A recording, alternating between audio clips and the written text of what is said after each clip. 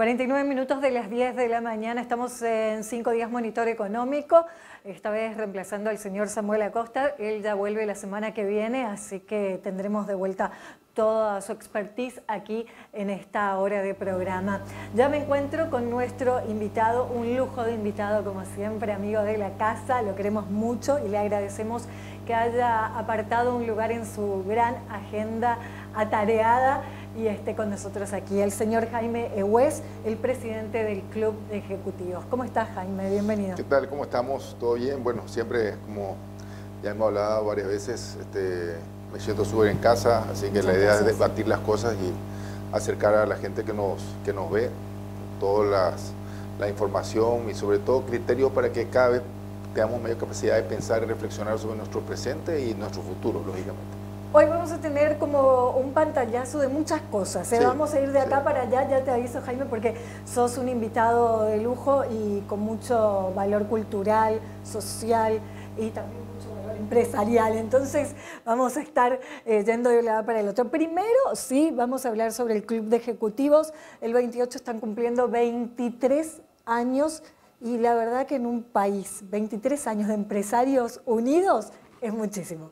Sí, realmente estamos muy contentos. El club, como le explico a mucha gente, es una asociación cuyo principal, digamos, fin es ser el escenario del desarrollo de lo que nosotros llamamos clima de negocios y el desarrollo de las habilidades propias de lo que es el empresario per se.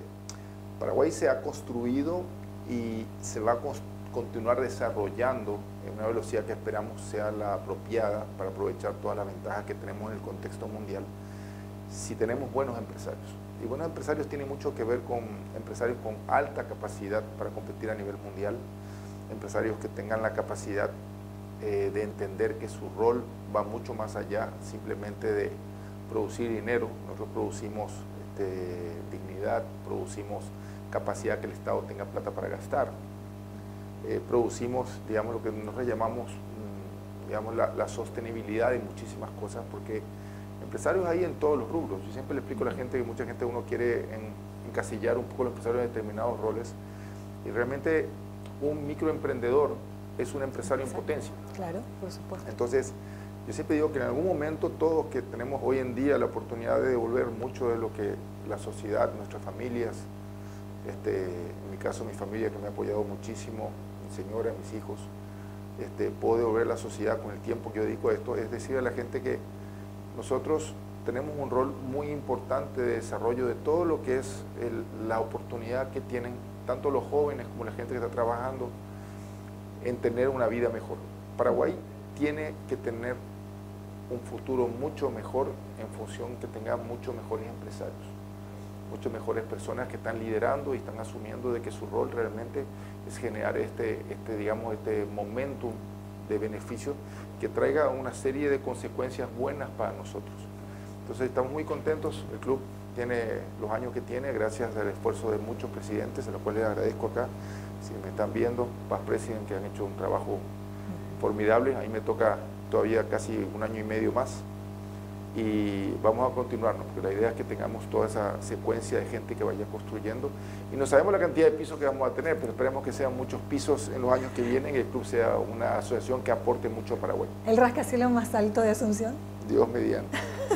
50 va a tener el del Paseo de la Galería, o sea que tiene que tener más. Sí, vamos a hablar con la gente, nuestro amigo del Paseo de la Galería.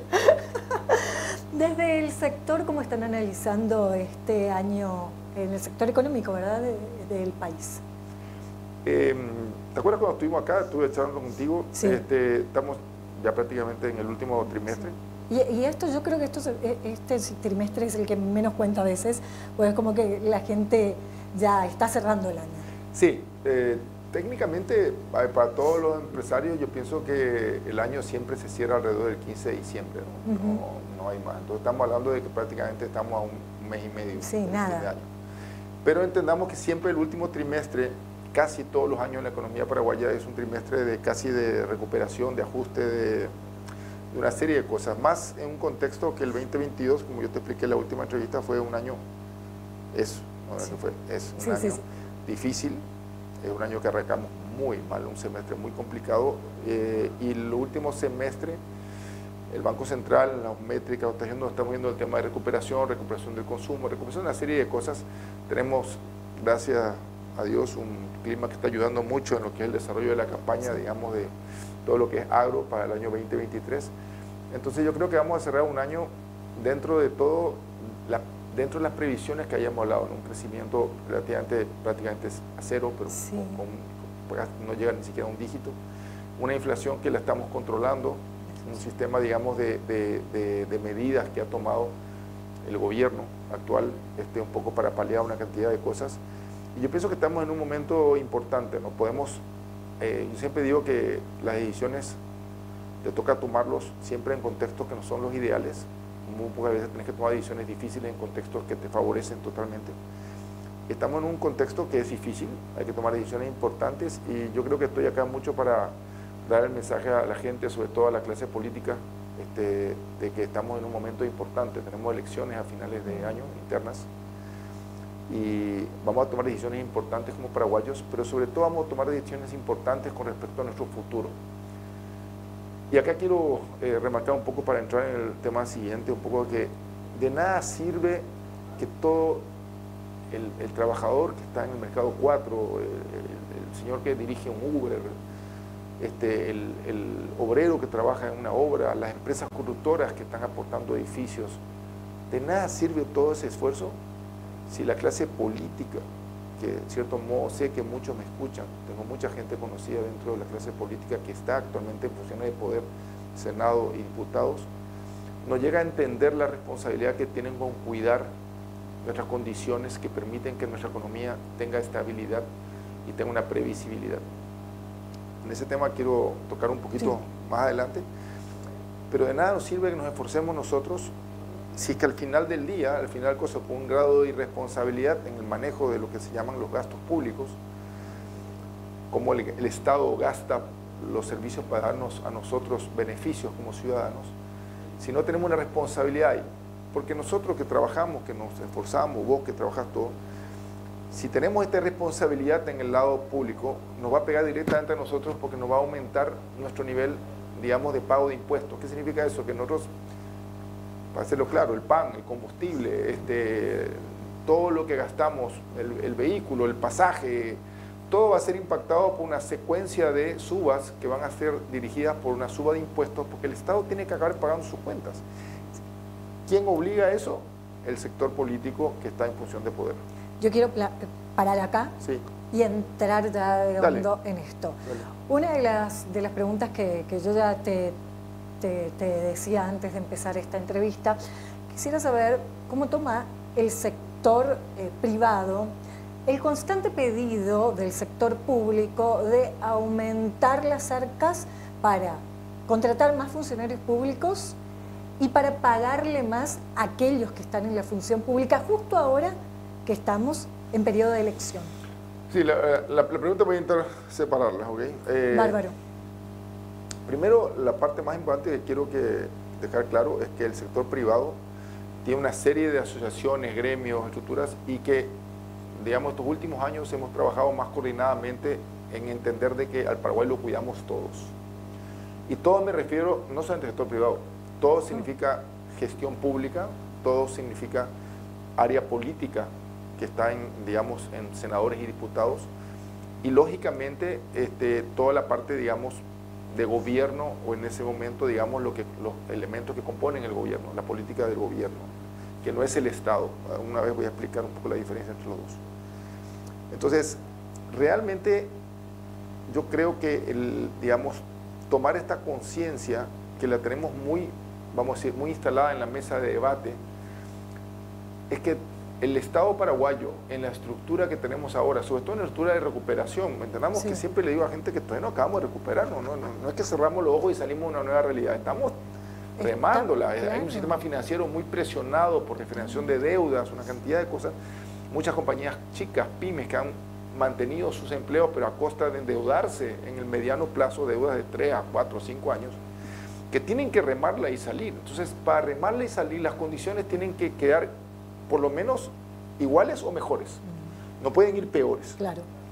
Entonces, dentro de ese escenario, lo que tenemos mucho es una discusión con el sector específicamente político que está en el Senado de Diputados. No hay otro sector. Yo no he encontrado un aumento de la estructura de gastos per se significa que creado en forma natural desde la propia estructura del Estado. O sea, no es que viene el ministro y me dice, el ministro de Hacienda y me dice a mí, Jaime, tenemos que crear tantos cosas. Fulano tal, el ministro de MIC, tengo que crear tanta cantidad de empleados públicos. Yo no veo tanto ahí eso ahí. No veo la presión del crecimiento desde la estructura. Veo mucho la presión desde la parte política que influye, que influye en las estructuras del gobierno, lo cual no debería ocurrir. Debería haber una separación, pero en Paraguay no la hay. No. Digamos. Entonces, acaban generando estas iniciativas que de algún modo llegan al Senado y mucha gente, la gente de senadores sobre todo se defiende y dice, pues, yo no puedo hacer nada porque el ministro viene y me pide. Y no es tan así, no es tan así porque realmente el ministro puede pedir algún ajuste, pero hay que compensar contra qué me vas a ahorrar en costo o cómo voy a buscar la eficiencia del Estado.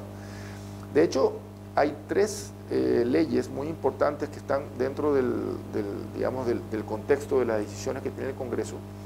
Y una se refiere específicamente a lo que se llama el servicio civil, que es cómo está armada la estructura de funcionarios del Estado, incluyéndole a todos.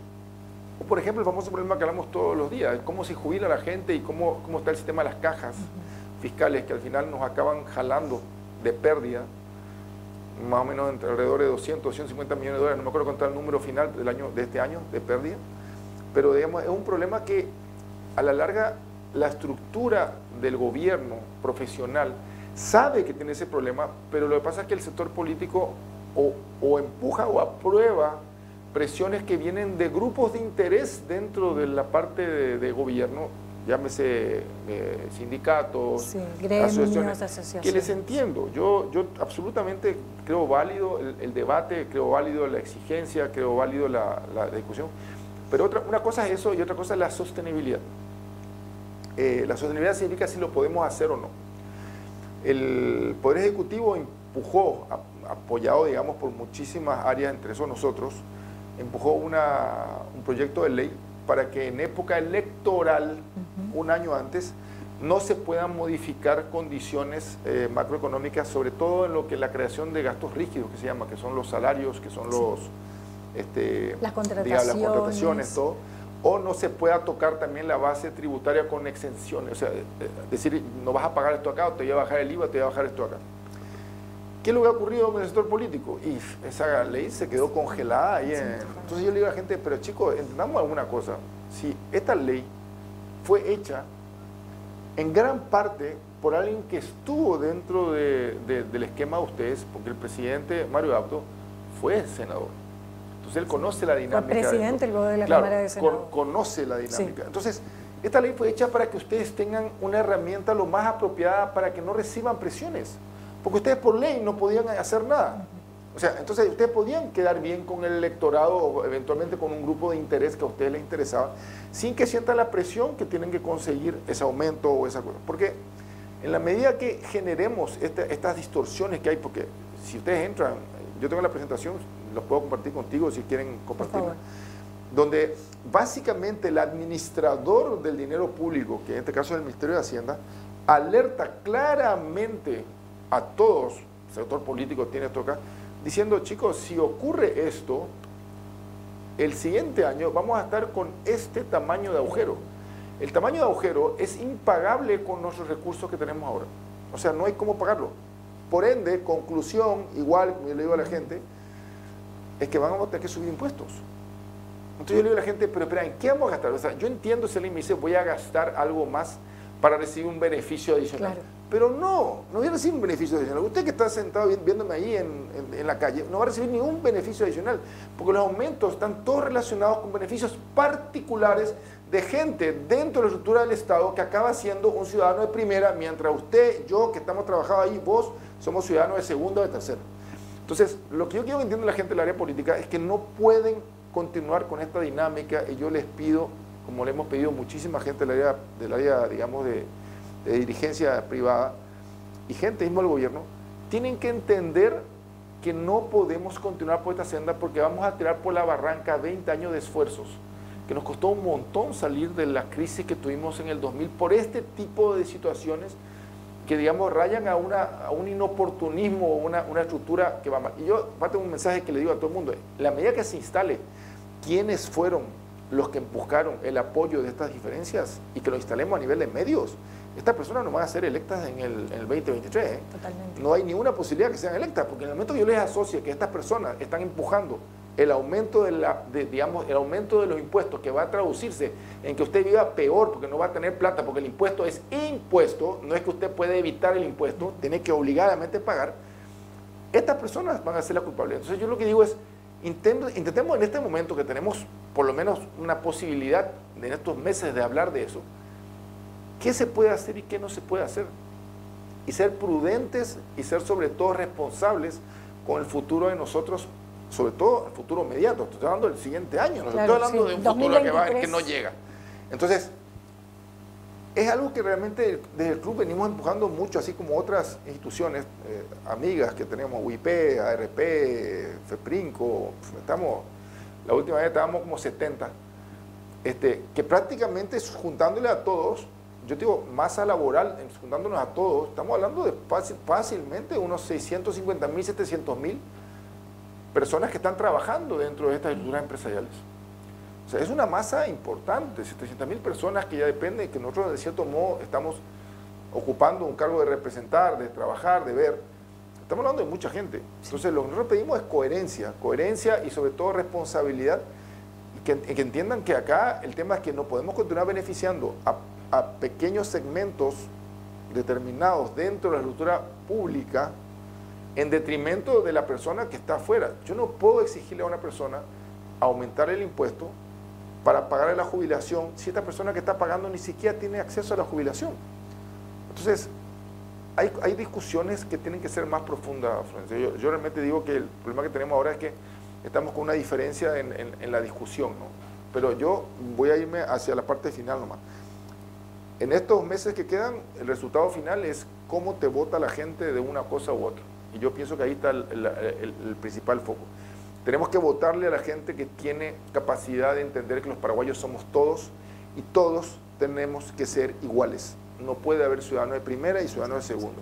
Tenemos que votarlo a los legisladores, a la gente que entiende ese concepto.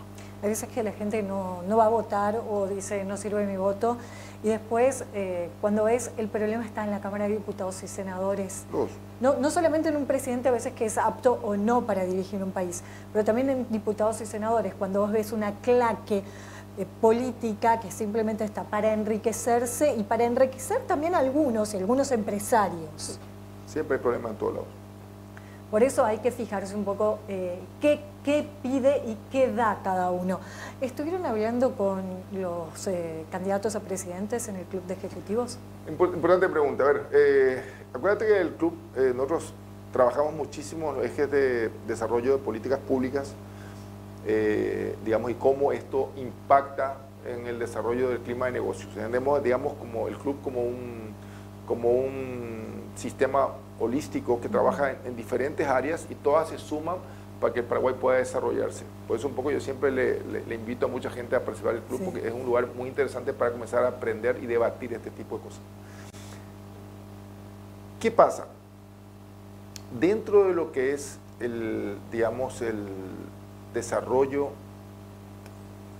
de lo que viene o de lo que podemos plantear, hay que entender un poco cómo damos los pasos en orden. Entonces, yo te diría que mirando acá a cortísimo plazo, yo le digo a la gente, quizás es más importante preocuparnos de quiénes van a llegar al Senado del Diputado, porque si el Congreso es bueno, es casi independiente de quién sea el presidente, el Congreso le va a poder apoyar.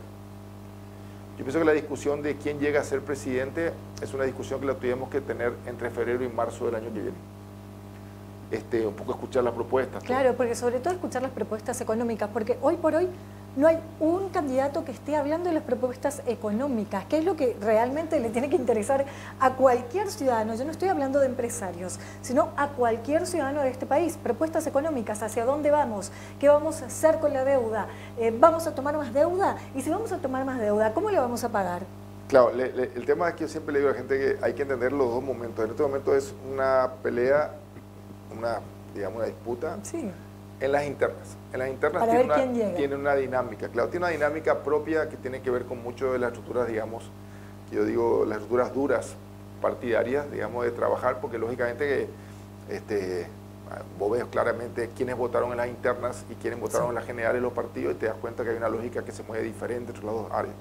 Entonces yo pienso, vuelvo a decirte, en este momento yo pienso que lo más importante del club está haciendo es intentando definir la visibilidad de quiénes son los mejores candidatos que tiene cada estructura, porque digamos, entendemos hasta ahora en un concepto, por eso que la concertación va a ir con un solo candidato después de la interna. Sí. Pero ahora en las internas vos te das cuenta que hay mucha gente que se candidata en las listas de senadores y diputados, en forma separada. Sí, son enormes. Dentro del partido, los partidos más fuertes, pues, el Partido Colorado, vos tenés que tener muchos senadores y diputados que son excelentes. Mi idea es visibilizarle a todos aquellos senadores y diputados que tienen la capacidad analítica de pensar en el país como un país de paraguayos, no un país de mi grupo de beneficio, no un país de mi partido. Los que llegan al poder obedecen a una política que nos defienden y piensan en todos los paraguayos. El político se debe al ciudadano, el político se debe a todo el mundo. Pero no lo entienden. No acaban de entender la diferencia, sí. Hay, por eso digo que yo creo, en el actual Senado de Diputados hay muchos senadores y muchos diputados que yo los respeto profundamente. Lo que pasa es que hoy es una minoría. Sí. Lo que sería bueno que en el 2023 tengamos una mayoría. Entonces, ellos tienen que salvar la interna y tengo que procurar que lleguen la mayor cantidad. Después, yo pienso que en febrero y marzo vamos a entrar en el debate propio, yo pienso que de los candidatos a presidente que lleguen.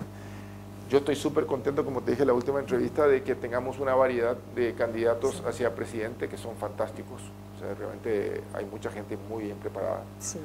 Y lo cual a mí me da por lo menos una tranquilidad de que como se arme el esquema, que va a ser una decisión después de del voto popular, vamos a tener que poder interactuar con los candidatos que ya quedan en la recta final. Mismo que yo he hablado con casi todos, los conozco a casi todos. A mí me parece que son dos momentos diferentes. Ahora es el momento de hablar de los mejores candidatos que lleguen digamos, a las posiciones de senadoría y las posiciones de diputados. Acuérdate que hoy en día no es tan importante la posición en la lista. Claro, ya las listas sábanas pasaron. Lo importante es que esté en la lista.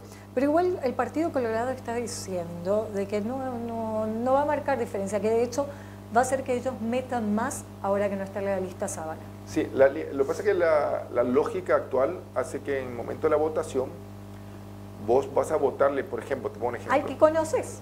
Ah, claro. Al que recordás. Yo por ejemplo te marco a vos sos candidata a senador, te marco a vos. Entonces, yo digo, te voy a votar a vos.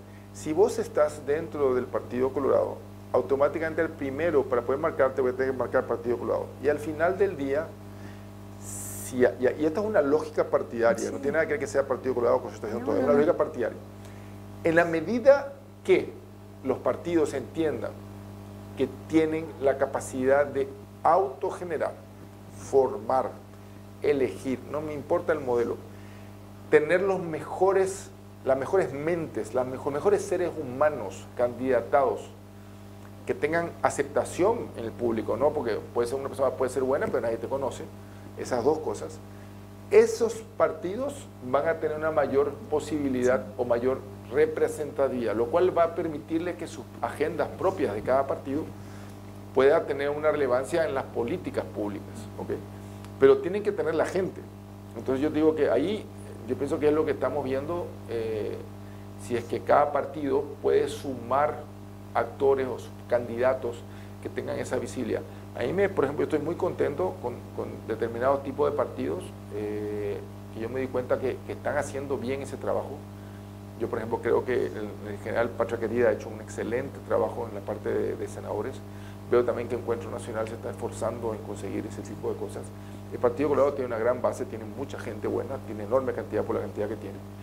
Y un poco, yo ahí me quedó un poco desfasado un poco la interna que tienen los liberales, porque la lista de Martín le veo también con determinada gente, mejor, Martín Burt, pero yo no le veo el resto así un poco ordenado.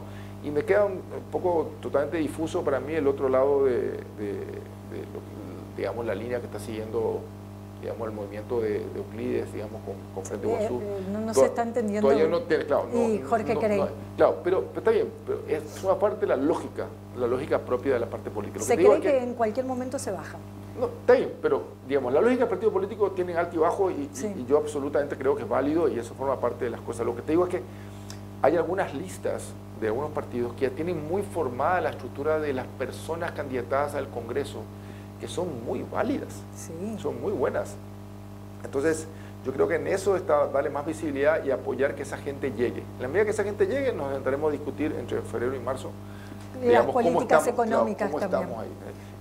Y yo siempre digo que no es menor el tema de que estamos prácticamente este fin de semana se decide en Brasil quién va a ser el presidente futuro de Brasil. Brasil es un socio muy importante de Paraguay. Es digamos, una gran oportunidad para Paraguay. Entiendo que Paraguay está trabajando mucho para hacer la plataforma digamos, de meter industria final hacia el mercado brasilero. Entonces, yo pienso que el Tratado de Itaipú, que tenemos que verlo también, este tema va a ser crucial. Entonces, también del lado paraguayo, quién es el par o quién es el presidente que va a tener esta relación, también es importante. Son cosas que hay que comenzar a conjugar. ¿Cómo ves Argentina y las ganas de venir aquí a invertir y nuestro sistema judicial que no nos acompaña? Ahí también hay que trabajar. Paraguay pues, es muy interesante porque hay que trabajar en niveles. Yo siempre le digo a la gente, sobre todo a la gente que viene afuera. Argentina está atravesando un momento muy, muy complejo de ellos. Justamente ayer, yo tengo muchos amigos empresarios argentinos, muchos, realmente. Muchos trabajan acá con nosotros. Y ayer justamente me decía uno que es muy, muy fuerte en Argentina, me decía, nunca salimos de la montaña rusa, me dice. Sí, están acostumbrados. Sí, entonces yo le dije, bueno, sí, pero al final, quedarte o no en la montaña rusa es tu decisión. Yo, si no me gusta la montaña rusa, me bajo y me voy a otra cosa. Entonces, yo pienso que Paraguay tiene una oportunidad transitoria en este momento de poder captar, en cierto modo, aquellos empresarios argentinos que quieran venir a invertir, a construir parte de las fábricas acá, entendiendo que hay otros mercados para vender para afuera. El mercado paraguayo es un mercado relativamente chico, nunca tenemos que entenderlo como un mercado de consumo masivo nosotros. No tenemos el potencial que tiene Argentina. Argentina tiene un potencial enorme, o sea, realmente es una máquina de posibilidades. Lo que pasa es que, en cierto modo, yo pienso que han tomado algunas cosas que les han complicado el aprovechamiento de eso. Y es un modelo que nosotros cada vez nos alejamos más. Y esa es una cosa que lo discutimos esta mañana con una persona líder argentina que tuvimos esta mañana. Paraguay está haciendo las cosas bien porque está buscando su forma particular de hacer. Nosotros no estamos copiando recetas. No tenemos la receta brasileña, no tenemos la receta argentina. Tenemos la receta paraguaya que está hecha, digamos, en función a una disciplina que hemos podido tener y a una lógica de desarrollo que ha ido pudiéndose hacer en cada año. Y aquí voy a tocar tangencialmente lo que vos tocaste, ¿no? El famoso mentor de seguridad jurídica tiene solamente dos formas de mirarlo. Lo que no estamos trabajando mucho, que es lo más importante, es que las condiciones legales en las cuales se invierte y en las cuales se construye algo acá, se sostengan y se respeten en el tiempo que se han planificado. Eso depende exclusivamente del Poder Ejecutivo. Eso es una gran confusión que la gente tiene. No tiene nada que ver el Poder Judicial. El Poder Ejecutivo es el responsable de que si, por ejemplo, la ANDE, una compañía de cosas, pone una condición de tarifa y dice esta condición no se va a mudar en 5 años o en 10 años, firma un contrato que no se cambie. Si tiene el Ministerio de las Públicas y hace una licitación y hace esto, que se cumplan las cosas a rajatabla. Si tiene una política ambiental, en el Ministerio de Ambiente, que no se cambie en el tiempo que se define. Si tenemos una política en Conatel que favorece la inversión de cosas, que se respeten las reglas mientras... Eso se llama seguridad jurídica, eso depende del Poder Ejecutivo. Conseguir que eso ocurra es un esfuerzo, digamos, orientado al Poder Ejecutivo. Es que el presidente se ponga las pilas y que diga, señores, en este país vamos a ser serios, acá se cumple, durante este periodo se hace esto acá, radiquen sus inversiones en forma segura. Ese es el número 1. Lo que tenemos del Poder Judicial es una situación que nadie quiere llegar al Poder Judicial, pero todos los poderes judiciales de todo el mundo, la mayoría de los países, sobre todo Latinoamérica, tienen problemas sustanciales en la gestión. ¿Qué es la gestión? ¿Con qué velocidad o con qué garantías se realiza tu proceso o tu demanda que vos tenés? Paraguay ha desarrollado habilidades, digamos, fuera del contexto del Poder Judicial, que son los centros de arbitraje, por ejemplo, para solucionar. Tenemos ya centros de arbitraje acá en Paraguay. De hecho, nos estamos trabajando en un modelo quizás de ser un segundo centro de arbitraje como club de ejecutivos.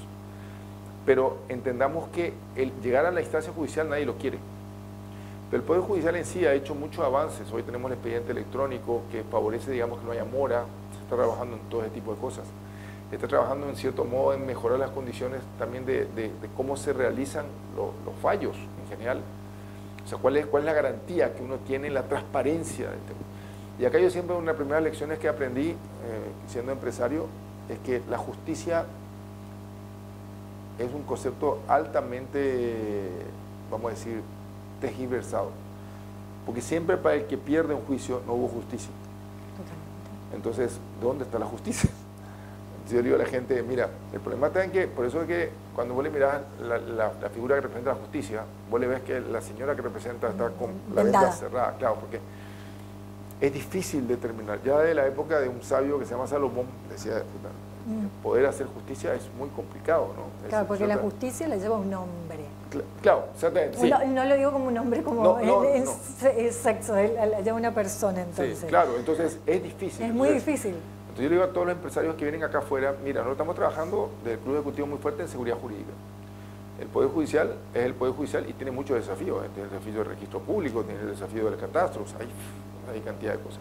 Pero se está trabajando. Yo empiezo el rescato, el mensaje que dejo es que yo que trabajo mucho en relación digamos, con los actores que están dentro de la función de Estado y algunos que están en función de gobierno, que son las dos cosas que difieren, digamos, todos estamos enfocados en tener un país mejor. Esto es un proceso, no hay que desalentarse, hay que insistir.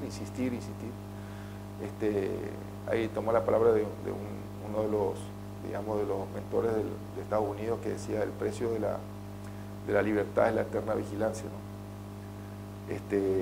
Para los que quieren saberlo, googleenlo y véanlo, porque yo siempre les dejo de la tarea para que hagan en su casa. Cada uno en su casa. Entonces acá Paraguay requiere que todos, sobre todo los jóvenes, si me escuchan de repente a un joven, yo tengo 3 hijos varones, todos jóvenes, y los 3, yo les digo, tienen que comenzar a involucrarse ustedes en la toma de decisiones. El primero es el voto, el segundo es participar de estos espacios de debate, compartir tus valores, vivir tus valores, que te hemos enseñado un poco, y vivir todo lo que es el desarrollo de que somos una comunidad y todos tenemos que trabajar juntos por el desarrollo paraguayo. Jaime, ¿cómo ves las proyecciones para el 2023? 2023 es un año que hasta ahora tenemos una muy buena expectativa. ¿Okay? Yo pienso que, y vuelvo a decirte, solamente dependemos de que la mitad yo creo que va a estar relacionado con el agro, es una cosa que no manejamos, pero todo viene bien. ¿Okay? Y vuelvo a recalcar, acá lo más importante del 2023 es que los señores que están en el Congreso, senadores y diputados, respeten el PGN propuesto por el Ministerio de Hacienda y no lo perforen. No comiencen a hacer las modificaciones que estamos, la locura que estamos planteando ahora en este momento, y que pongan las pilas que tenemos que tener un PGN responsable, sostenible, que llegue para el nuevo gobierno y el nuevo gobierno pueda arrancar, sea cual sea. Con una estabilidad macroeconómica que no impulse absolutamente un aumento de impuestos como solución y tampoco tengamos un problema digamos, de escapada de inflación. Entonces estamos con todas las herramientas ahora a hacer, ¿no? El PGN 2023 que está en discusión, está ya en discusión dentro de las cámaras, va a tener un debate muy fuerte en el siguiente mes de noviembre. Y acá yo creo que es muy importante que entendamos que la labor que ha entregado el Ministerio de Hacienda, que es el encargado de responsable de aglutinar y hacer todo esto en formato, digamos, de pre-ley, para después ser promulgada por el Senado, requiere de que tengamos un respeto casi lo máximo que se pueda de la ley, sin todas estas incorporaciones que han ido apareciendo este periodo. Entonces, acá yo pienso lo más importante es que el 2023, si vos me decís, ¿cómo hacemos que el 2023 nos vaya mejor? Y bueno, ser responsables, poner foco. Yo que soy muy cristiano digo tener fe que nos va a ir, tener convicción, digamos, que nos va a ir bien, vamos a poner todo el trabajo y sobre todo, digamos, ponernos a mirar las decisiones que tenemos en el presente. Tenemos una elección interna, lo que votan en la interna, y tenemos también unas elecciones generales en abril, así que el país está en una ventana muy importante ahora. ¿Tomaron alguna vez alguna palabra entre ustedes sobre esto que está pasando con el gobierno de Estados Unidos y los significativamente corruptos de aquí del país? Sí, es una pregunta súper importante. Yo pienso que Paraguay está inserto actualmente en una visibilidad global. ¿Qué significa eso? Que nos mira mucha gente porque somos un punto, uno de los países posibles y candidatos serios a atraer inversión en forma sostenida. Totalmente. Y, digamos, que nos sirva, ¿no? Dentro de los checks que tenemos que hacer es que tengamos una capacidad institucional de nosotros mismos de desarrollar mecanismos que permitan que tengamos transparencia, seriedad y lo que yo llamo, vamos a decir, nombre o que seamos lo que decimos que somos. Claro, que nuestra palabra sea respetada y seamos coherentes. Que seamos coherentes. Entonces, eso pasa por muchas cosas, ¿no? Acá yo siempre digo que quizás Estados Unidos tiene la libertad de tomar las decisiones, así como otros países, de decir las cosas para su área, pero la tarea más importante que tenemos nosotros es nosotros construir nuestros sistemas que nos den esa coherencia per se. Y aquí hablo que, por ejemplo, las posiciones de la Fiscalía General es muy relevante. Yo pienso que uno de los grandes puntos que en su momento realizó un trabajo excelente, y vuelvo a decirte que para que no veamos solamente lo que vino, malo.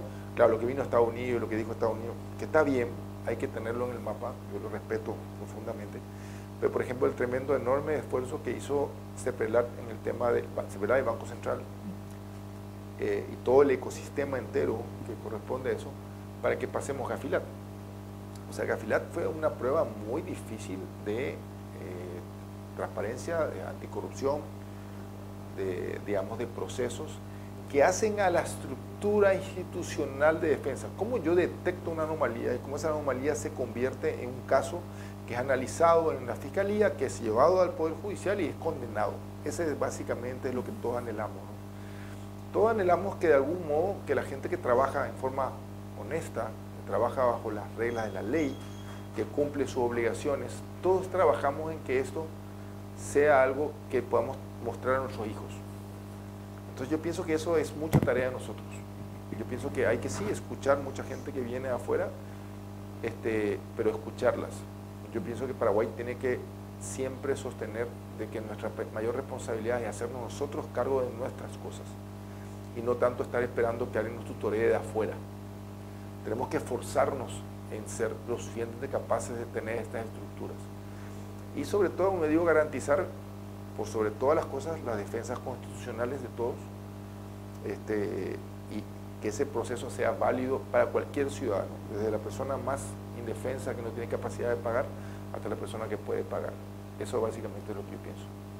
Jaime, ¿cuál fue el sector que se perjudicó en este 2022 y cuál fue el sector que creen que tuvo unos grandes beneficios y avances? A ver, esa es una pregunta compleja, pero voy a intentar hacer una síntesis rápida. Lógicamente que el sector que el 2022 sufrió un montón, toda la cadena relacionada con agro, no solamente la persona que plantó soja, la persona que intermedió, los exportadores, la cadena de transporte sufrió un montón. Claro, la logística. No hubo trabajo.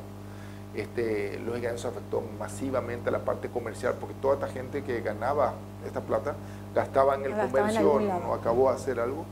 Entonces fue un deterioro así transversal, pero generado por el motor específicamente del agro, ¿no?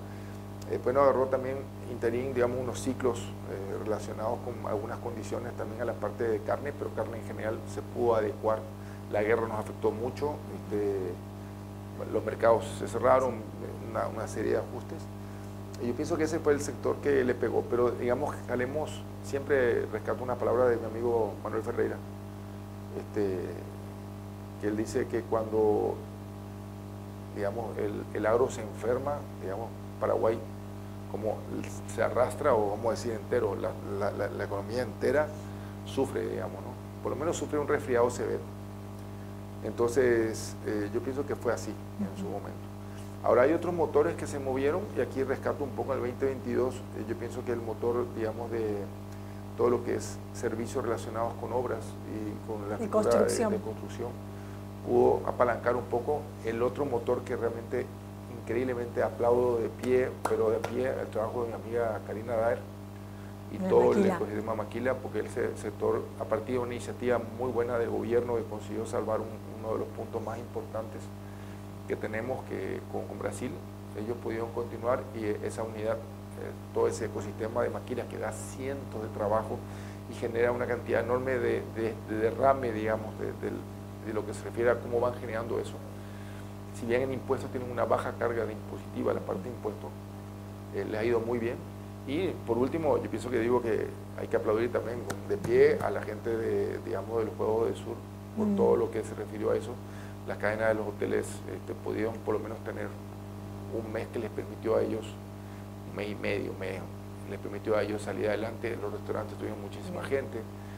Y hubo algo que nos permitió también que Paraguay tenga visibilidad afuera, y que tenga visibilidad que acá realmente las cosas con ganas, con esfuerzo. Aquí rescato el trabajo del ministro que le tocó justamente liderar esto acá. Pudimos sacar adelante algo que realmente nos enorgulleció a todos, nos dio una valoración muy fuerte de lo que Paraguay puede. Entonces yo pienso que ese 2022 fue un 2022 que ha tenido altibajos y no ha sido bueno en general para todos. Yo pienso que nadie puede decir me fue estupendo, y habrá alguna persona que siempre le puede ir bien, pero tenemos estabilidad, hay que cuidar esa estabilidad. Por eso yo siempre digo, esa estabilidad es como estar equilibrado, digamos, permanentemente en una tabla. Entonces nosotros somos los propios responsables de no crear olas. Eso hay. Y ojalá que nos toque un 2023 con todas las cosas, que podamos ya tener una inercia y podamos movernos hacia un escenario mejor. ¿Dónde van a estar enfocados en el Club de Ejecutivos en el 2023? Tenemos básicamente dos puntos ahora muy importantes, ¿no? El primero, yo pienso que es acompañar la parte de políticas públicas con el nuevo gobierno. Vamos a tener un nuevo gobierno, así que vamos a tener mucha tarea de trabajar ahí, de conseguir que las cosas que hemos hecho bien, porque continúen, ¿verdad? Yo siempre digo, contrario a la pelea que tienen los medios, y también respeto la pelea que tienen los medios. El gobierno de Horacio Cartes tuvo grandes cosas positivas, y el gobierno de Mario Benítez para mí también tuvo cosas positivas. Tuvo grandes desafíos los dos. Entonces yo siempre soy partidario de construir sobre el ladrillo que queda, no pelearme, digamos, por el ladrillo que quedó un poco inclinado o que sea. Y yo pienso que el nuevo gobierno, sea cual sea que sea, va a tener una tarea muy importante, porque Paraguay va a pasar en su mayor ventana de oportunidad. ¿Vamos a llegar o no vamos a llegar a ese grado de inversión? ¿Vamos a llegar con las políticas macroeconómicas? ¿Vamos a ser responsables con el gasto del Estado? ¿Podemos tener un Estado mucho más eficiente del que tenemos ahora, sí o no? ¿Vamos a llegar a solucionar el problema de la jubilación? O sea, el club en el año 2023 tiene mucha agenda pública complicada. Y por el otro lado, tenemos una agenda muy importante de desarrollo de los socios, desarrollo del clima de negocio. ¿Cómo manejamos esta oleada de gente de inversiones que están viniendo? ¿Cómo los acompañamos? ¿Cómo hacemos que ellos puedan realmente entender la dinámica de la cultura paraguaya? ¿Qué necesitamos nosotros? ¿Cómo hacemos que Paraguay sea no solamente invisible, sino que vengan las mejores compañías? Porque ojo que con ese tipo de cosas también viene gente que de repente no está a la altura de lo que Paraguay necesita. O que viene a enriquecerse a costas del pueblo y del esfuerzo de otros, ¿verdad? Claro. Pero yo siempre digo que una confusión que hay que entender es una característica que tiene el ciudadano paraguayo, todos, campo, ciudades. Yo recorro mucho, he recorrido el Paraguay casi todo. Yo no he encontrado hasta ahora nadie que me pueda sacar de la idea de que el paraguayo en general es una persona muy intuitiva, una palabra que se usa mucho, pero que es una persona rápida, viva, o sea, se adecua, flexible, rápido. Ese es un gran valor que tiene el paraguayo en sí. Entonces yo pienso que es difícil que una persona venga de afuera y sea tan hábil para engañarle a una población o un individuo que tiene una capacidad innata de adaptarse y de saber. Lo que sí tenemos que entender es que necesitamos tener dignidad, necesitamos que se cumpla, y eso yo soy a rajatabla como presidente del Club Ejecutivo, le digo a los inversionistas, acá en este país se cumplen las leyes, se cumplen las reglas. No vengas a intentar entender de que vas a sacar una ventaja. Tenemos que ser serios y, digamos, eso es uno de los mayores, vamos a decir, desafíos que estamos empujando para que podamos construir. Tenemos que tener bases sólidas. La base sólida es cumplimiento de la ley, inobjetable de todo, laboral, de todo lo que tengamos que hacer, y el tema de apostar sobre el desarrollo de las personas.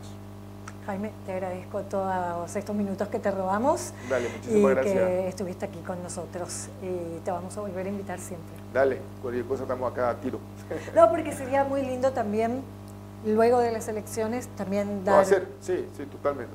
Un recuento de cómo tenemos el escenario. Volver a esto y charlar y ver también dónde el empresariado se está ocupando, preocupando y dónde también quiere meterse como para hacer un Paraguay mejor. Totalmente. Muchísimas gracias a ustedes. Así que un saludo a todos. Nosotros nos vamos, nos reencontramos mañana, pero ya con Real Estate. Quédense con nosotros que enseguida, en minutitos, se llega el noticiero. Nos vamos con una cápsula de educación. La educación es lo principal, gracias a la Universidad Católica. Un minuto de educación con la Universidad Católica. El impacto en el planeta generado por la dinámica de los fenómenos naturales y por las actividades antrópicas ponen en evidencia la importancia de contar con mecanismos de teledetección para observación de la Tierra. En ese contexto, diversas técnicas de esta disciplina proporcionan la capacidad de obtener información del territorio de manera remota. De esta manera, las imágenes capturadas por satélites permiten detectar incendios, cuantificar la deforestación, identificar riesgos de desastres ambientales, evaluar el estado de recursos hídricos y caracterizar el uso del suelo en distintos puntos del planeta, entre otras cosas. La observación de la Tierra a través de imágenes satelitales es una práctica llevada a cabo desde la década de 1960, lo cual permite a la humanidad contar con un amplio historial tanto de ocurrencia de fenómenos naturales como de acciones antrópicas. Esta información, en base a lo que pasó y lo que está pasando en el planeta, posibilita la predicción de escenarios futuros que constituyen el insumo fundamental para procesos de toma de decisiones en distintos ámbitos públicos y privados. Los datos transversales, los productos de apoyo para la toma de decisiones y los servicios de información, cada vez más disponibles a través de tecnologías para la observación y monitoreo de los recursos naturales, están mejorando la capacidad de los gobiernos para promover el crecimiento económico sustentable, la gestión de los ecosistemas y recursos naturales, garantizar la seguridad alimentaria para la población nacional y mundial, responder con mayor eficacia a los desastres naturales y hacer frente al cambio climático, la pérdida de la biodiversidad y otros desafíos globales. Desde la Facultad de Ciencias y Tecnología de la Universidad Católica estamos trabajando para promover el uso de estas tecnologías y mejorar la calidad de vida de nuestro entorno. Ahí está, un minuto de educación con la Universidad Católica.